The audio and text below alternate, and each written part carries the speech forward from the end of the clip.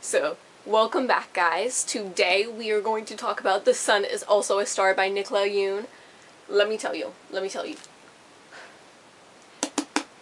This book, 5 out of 5 stars right here.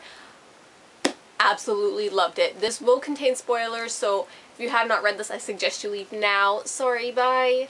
So, guys, let me just tell you, I absolutely love this book, and I just can't get enough.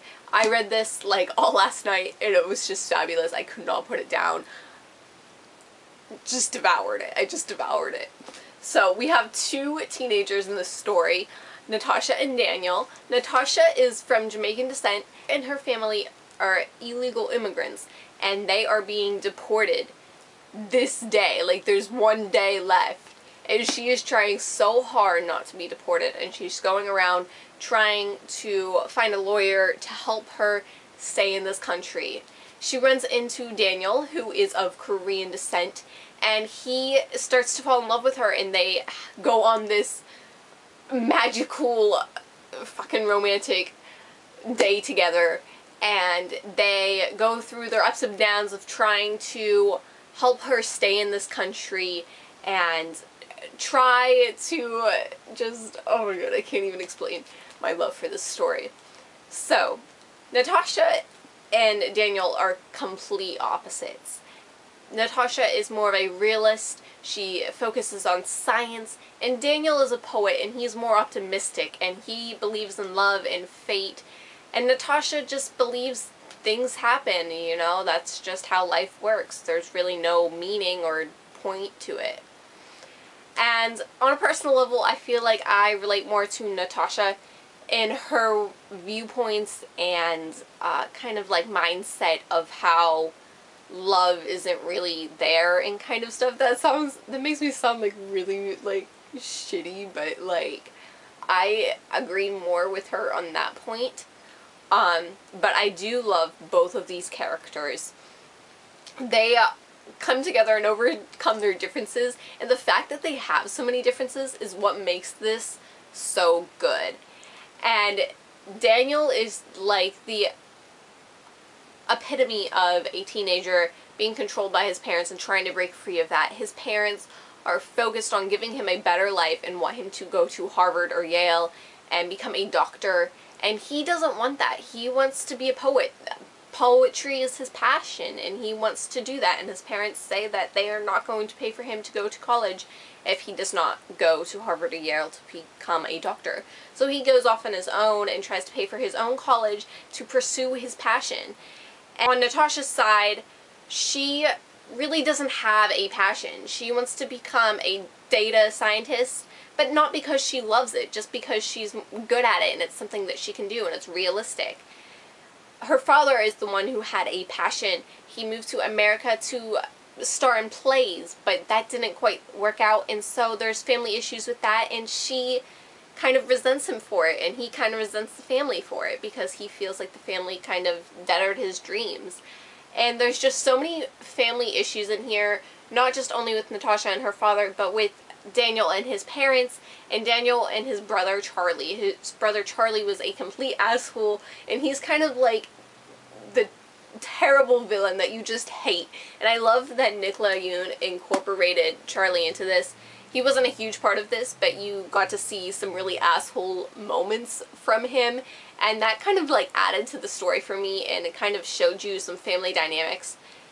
His parents are more focused on their culture and that he should be dating a Korean girl, and the fact that she is a African-American Jamaican girl kind of upsets them. Another thing that this book is just amazing. It gives you background to different things. It gives you background to minor character stories, such as the waitress in this and the security guard named Irene, which I will talk about more later.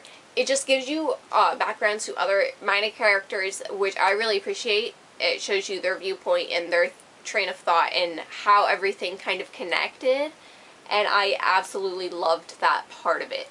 It also gave you history and helped you gain some knowledge on some stuff that you probably wouldn't know about And I absolutely love that. I loved that it incorporated humor and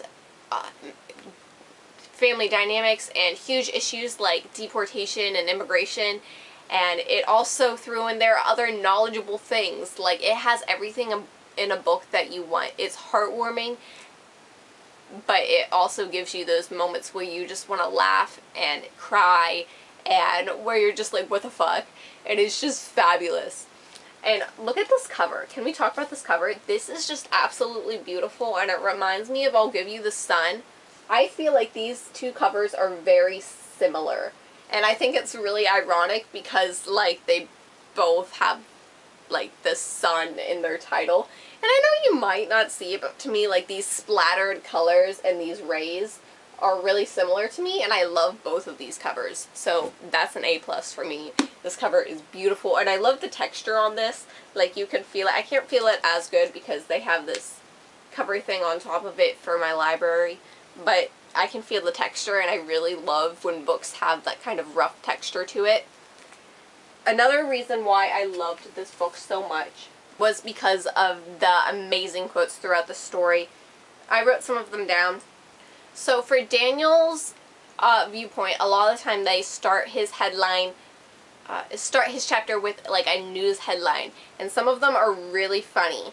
One of them was, "A giant bag of dicks masquerades as teenage boy, fools exactly no one." When I read that, I thought it was absolutely hilarious. I started laughing, and I even put it on my Snapchat story because I thought it was so funny. And another one that's very relatable is, "Local teen trapped in parental vortex of expectation and disappointment doesn't expect to be rescued." And I find that so relatable that I just love it so much.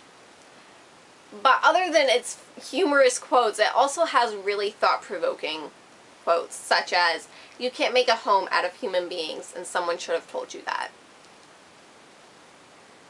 Amazing. That's the only word I can think of for this book. Meant to be doesn't always mean forever. And that, I think, is also very, just, it blows my mind. And what I also loved, is at the end was she does end up getting deported. I think it's very realistic that she was deported, and instead of like kind of continuing on the relationship, it kind of dwindled out. It wasn't, oh, we're in love forever together. They kind of separate, and there tends to be like no relationship really at all, and they have to move on from each other because kind of like the long distance relationship isn't gonna work kind of deal. And I thought that was very realistic, and I really appreciated that. But then at the very end, for the epilogue, they show that Irene comes back in, and I love that they brought her back. She was suicidal, and she finds the strength to keep going because Natasha thanked her and sent a voicemail thanking her, and that kind of gave her the motive to keep going, and she decides to follow her dream and become a flight attendant. She had that dream since she was a little girl, and years later she is a flight attendant, and she sees Natasha on the plane, and she goes up to Natasha and starts to talk to her, and I thought that was beautiful. I think the fact that it deals with such a hard topic, such as suicide with Irene, is beautiful, and heart just hammering, strings just like melting. I don't even know what I'm saying right now. It was amazing. And then on the same plane is Daniel, and so they have this beautiful reunion.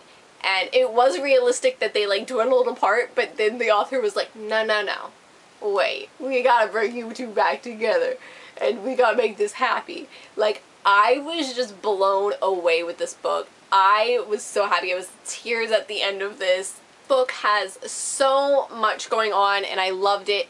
It deals with diversity and family dynamics and culture and history and different viewpoints of life and mindsets, and it deals with relationships and so much, and it's just beautifully written, beautifully executed, and this book was 5 out of 5 stars. 2017 has just begun, and this, I can already tell you, is probably going to be my favorite book this year.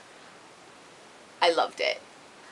I hope you enjoyed that video. Feel free to leave any feedback down below. I love hearing what you all have to say. I love reading your opinions and your viewpoints on different things. I hope you love this book as much as I did. Feel free to hit the subscribe button if you haven't already. Shameless self-promo. I know. Have a wonderful day. Bye.